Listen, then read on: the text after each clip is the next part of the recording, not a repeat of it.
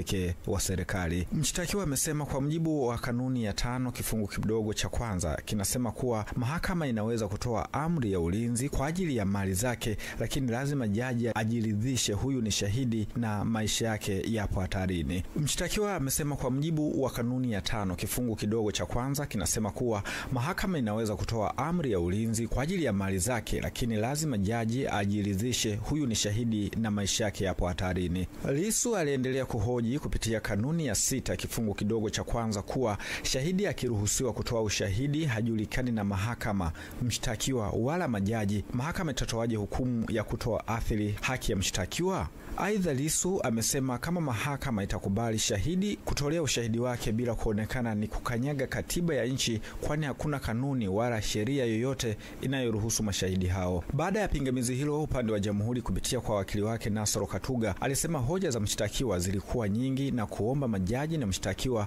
wawape muda wa kupitia kanuni hizo, ombi ambalo lilikubaliwa na mshtakiwa Tundu Lissu na majaji wenyewe. Akizungumza baada ya kuahirishwa kwa kesi hiyo, makamu mwenyekiti wa Chadema Bara John Heche amesema kesi hiyo bado ni ya uongo na wanaoshindana nao hawana hoja za msingi. Kesi ambayo bado tunaendelea kusisitiza kwamba ni ya uongo, ya kutunga, kesi za kuumiza watu kisiasa, kwa sababu tunaoshindana nao hawana uwezo wa kushindana kisiasa, hawana hoja, wana uwezo tu wa kutumia vyombo vya dola, kutumia bunduki, kutumia mahakama na polisi kujibu hoja za kisiasa ambazo sisi tuko amdi na maneno, wao wako amdi na silaha na mambo kama hayo. Kwa upande wake, wakili mkuu wa jopo la mawakili wa Tundu Lissu Dr. Rugemeleza Nshala amesema hoja za Lissu ni kubwa kwa sababu ni sheria ambazo hazipo popote. Katika maombi yao serikali ambao waliwasilisha tarehe 14 ya mwezi wa 7 mwaka 2025, wao waliomba kwamba majina yao na utambulisho wao ndio ambao ufichwe, lakini sio kwamba wafichwe katika kizimba maalum ambacho kimejengwa.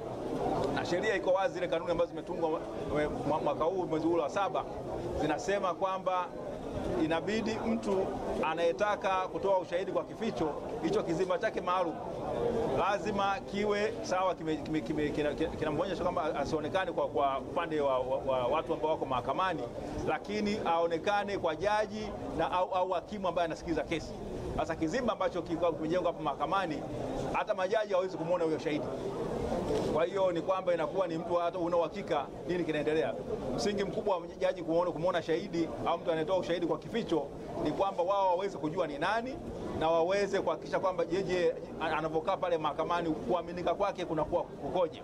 Ikumbuke kuwa Lissu anakabiliwa na shitaka moja la uhaini kinyume na kifungu cha 39 kifungu cha 2 D cha sheria ya kanuni ya adhabu linalotokana na maneno aliyoyatamka kuhusiana na kuzuia kufanyika kwa uchaguzi mkuu wa mwaka 2025. Egbert Alfred Jr., EATV, Dar es Salaam. Asante Egbert kwa taarifa hiyo ya yanayoendelea kwenye kesi ya mwenyekiti wa Chadema Tundu Antipas Lissu. Kwingineko